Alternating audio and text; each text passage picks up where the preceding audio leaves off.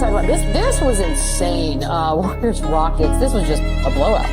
131-116. Didn't Hit his hand. that. Yeah, so we're going to get into the Dylan Brooks and the Steph Curry of it all. Van Vliet with 26, Brooks with 24, Curry had 13 and 7. It fell over in the first half. Steve Kerr actually waved a white flag, put in the backups, and then they started to kind of fight back a little bit, which I thought was interesting, but not enough. So I got to ask, a young Rockets team, they got to feel mad confident going back to San Francisco. 100%. A win like this shows me, it gives me confidence that, look, we're a better team than this team. Like, we can beat them at their own game. We can muck it up. We can get physical with them. We can get out and run.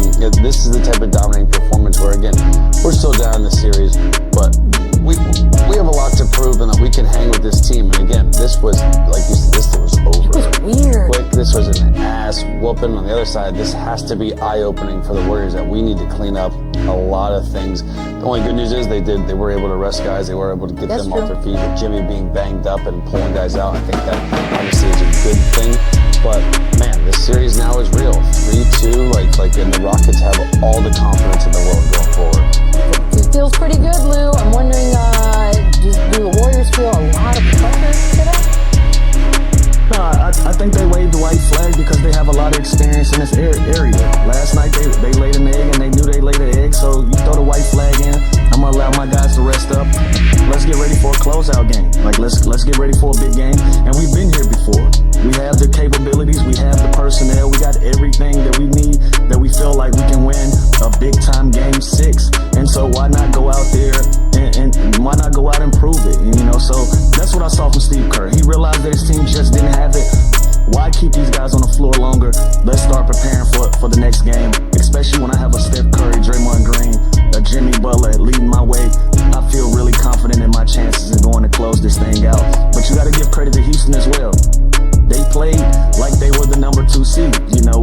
We've given a lot of credit to Golden State because Golden State has been the more aggressive and a better team in this series.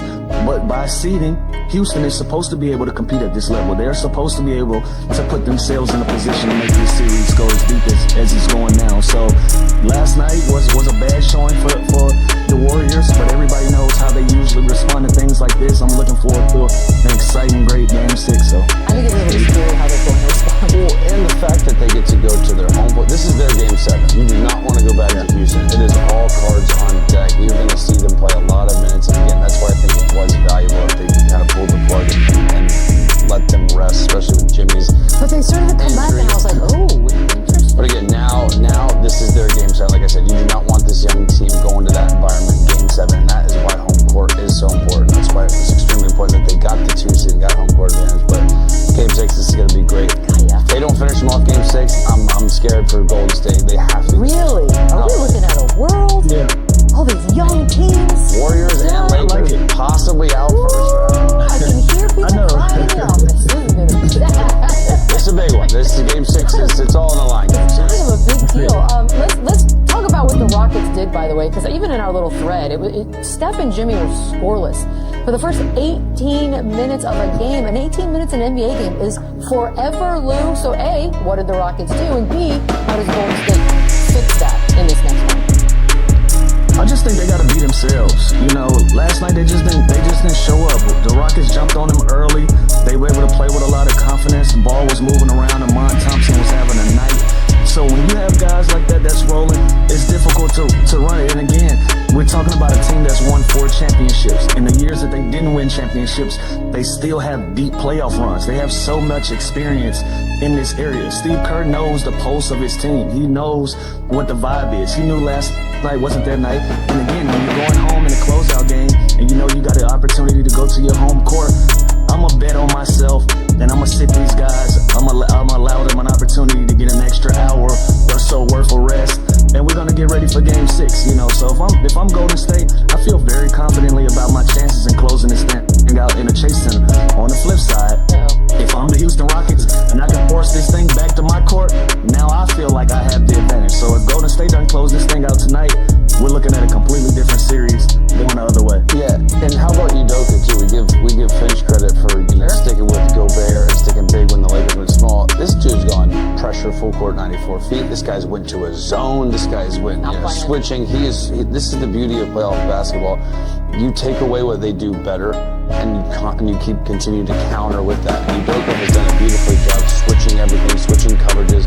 They went to a zone last night that really stifled them. So like you can look, he's throwing everything in the kitchen sink at them. So interesting, game 6, it'll be You really just used that. awesome. Oh my God. That is going to mock him in this commercial break. We're going to take a quick one on the. There he is. Hey, what's up, Lewis? How are you cozy. today? Yeah, How we doing? is that one of those like teddy bear top? Yum yums. Yeah, I ordered it off of one of the like the ads on social media. It's a little barefoot dreamish. All right, we're done. We're done. We're going to critique Lou every day.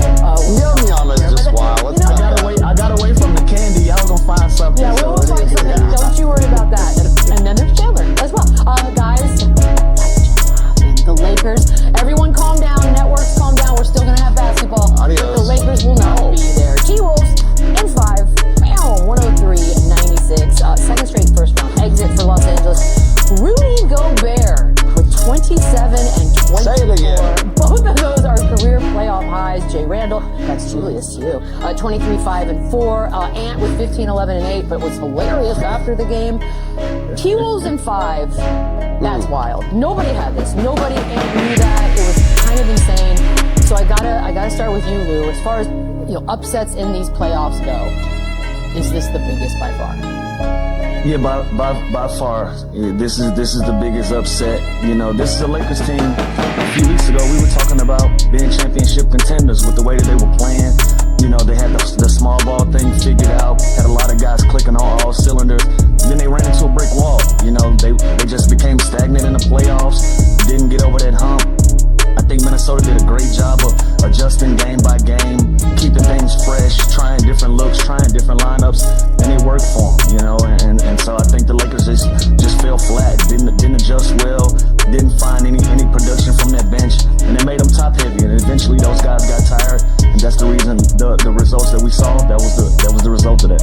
Yeah, and here's the thing. I feel like usually when you see a 3 seed against a 6 seed or a 2 seed against a 7 seed, that team is heavily favored. Yeah. This year, the Western Conference was so stacked that, it's an upset for sure, but from the standpoint of seedings and standings, yeah, it's an upset. But look at the regular season record, though. The Lakers are 50 and 32, and the Timberwolves are 49 and 33. Yeah. So it's not like a 3 beating a 6 or a 6 beating a 3. Is that crazy? Now it is the Lakers, and it's LeBron James, and it's Luka, and the big trade. There were more, I feel like, championship expectations for the Lakers than the Timberwolves. But we call this from rip. Listen, we're wrong sometimes, but we're right, we're right. This is a bad matchup for the Lakers. Their athleticism, what the Lakers do great when they go small. The Timberwolves offset that, and they do it better. We said Julius Randle had to equalize LeBron James. He did. He was fantastic. And then you had Rudy Gobert last night, who I'm actually super hyped for. He dominated. It's weird to not see this more often, but they didn't give him touches. They didn't call plays for him. They didn't give him the rock and let him be. He was just doing all the little things. He was slipping, screening, offensive tip dunks.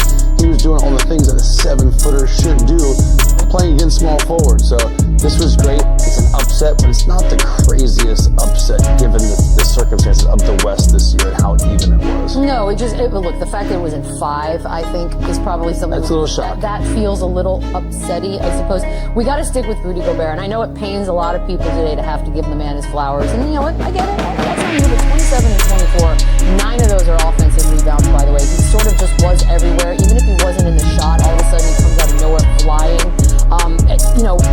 When we look back, Lou, is this going to be considered Rudy Gobert's best game?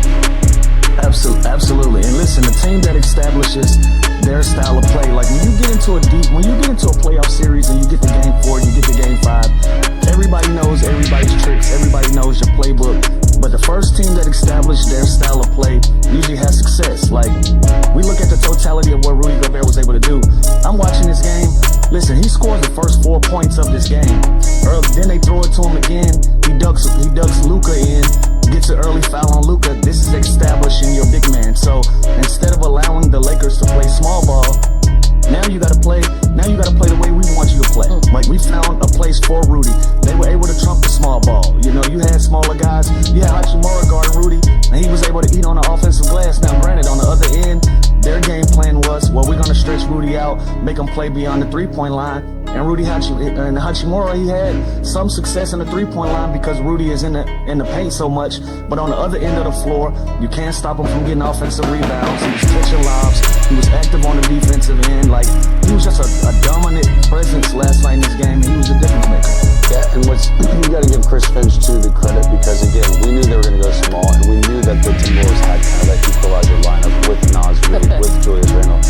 They said we don't even need to do that tonight. We're going to stick with our guns. We're going to put our guy and make them the ones that are small, make them the ones that are going to get punished on the offensive glass, and that's exactly what Rudy Gobert did. So it's great to have this versatile lineup where you have these multiple options where you can go small and be great, on the floor shoot out threes. But I love the fact that he stuck with Rudy because he's always been an elite defender. There was early on this series where he was getting blown off the dribble a little bit. Last night he made more of a conscious effort on that end. Maybe you need to get him going a little bit, get him easy buckets because last night this was the best all-around game I've seen from Rudy, probably in his career. I mean, first 20-point game in the playoffs was 21. That's notable. He was playing so well, he had to go find Max Kleber and try to give him some good minutes. Like, for a guy that hadn't played yet for the Lakers, you go away from Jackson Hayes, you're trying to find somebody to match his physicality, to match his size. There was nobody out there to do that for Rudy. And that's who they needed him to be. Early on in this series, we didn't know where he fit. We thought maybe they were just going to have to play small ball. Naz Reid was going to have to play a lot of minutes. But again, when you have a guy that goes and gets 9 offensive rebounds, a double-double in a 20-20 type of game, like, you have to find minutes for him, and you make the other team adjust opposed to you. So kudos to Rudy. He did everything he was supposed to do in the closeout game. Here's the downside of having a game like Rudy had last night. Now the rest of us are like, well, how come you're not doing this more often? Like, well, we want to see more of this, Rudy. What's happening?